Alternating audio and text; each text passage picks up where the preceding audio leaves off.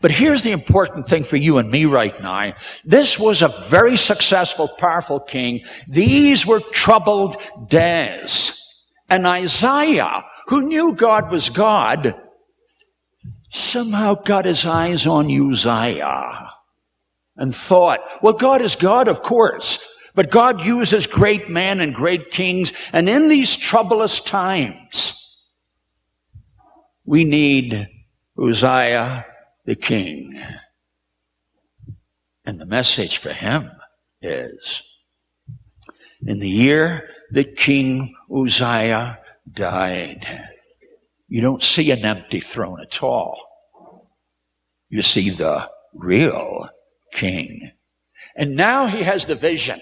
And everybody is appealing to all the gods here and there, making alliances here and there. But now he knows. What I thought, God runs the show, but he has to have Uzziah. And he trusted in a leader.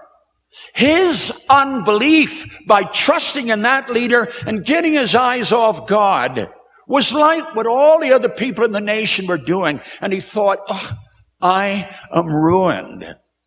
Let me just make the point clear. He trusts in God, but he trusts in God through this grand, powerful, successful leader. And he now knows, I got my eyes off the real king.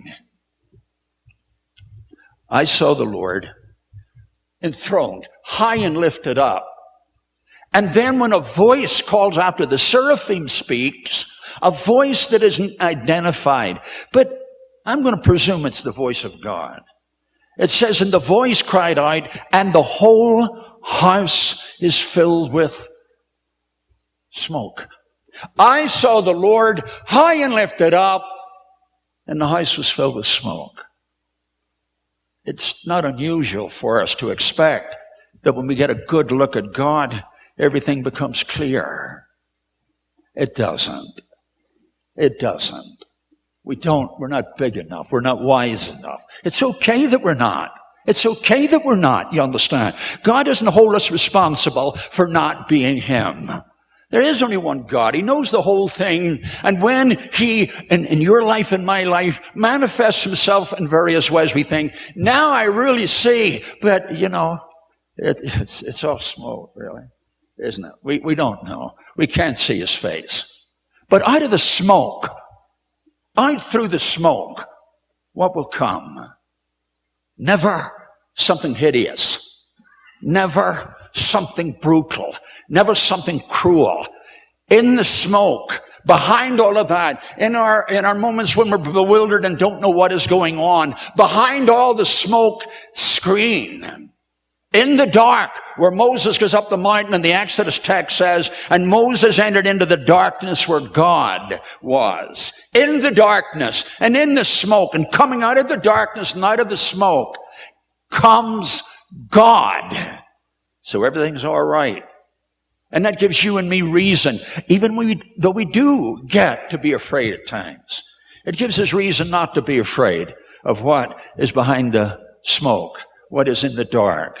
And you and I know that the one who, while he hides himself, as Isaiah will say, he condescends to live in the hearts of the humble and the contrite.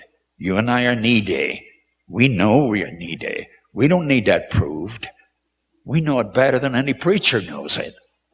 But out of the smoke, out of the dark, no matter how it is, who will come? One who is not only adequate, but one who cares. That we know. And that's what you sing. And see, that's the beauty of our singing. And that's the beauty of our reading. And that's the beauty of our being together and talking one to another. Malachi said, those that feared the Lord gather together and they talked about him. That's what's happening here. Oh, and I feel I'm going to lose my point here, but I need to say this. You know what is happening here this very moment? We are confronting the powers of the world. Right this moment.